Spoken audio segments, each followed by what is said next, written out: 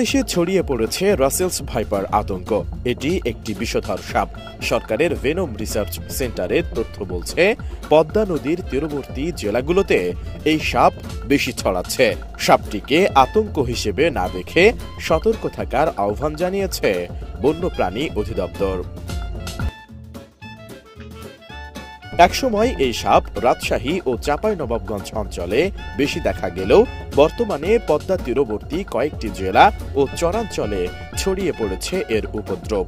উপকূলীয় জেলা পটুয়াখালী ও দ্বীপ জেলা ভোলাতেও এর দেখা মিলেছে। গেল 2 সপ্তাহে এ সাপের কামড়ে মারাও গেছেন কয়েকজন।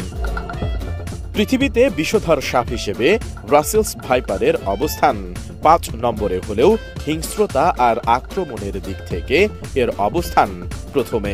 এরা আক্রমণের ক্ষেত্রে এতই ক্ষিপ্র যে 1 সেকেন্ডের 16 ভাগের 1 ভাগ সময়ের ভেতরে কামড়ের সম্পূর্ণ প্রতিক্রিয়া সম্পন্ন করতে পারে।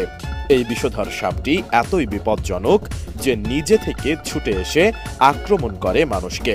বিষ প্রয়োগে সময় নেয় মাত্র 1 সেকেন্ডেরও কম।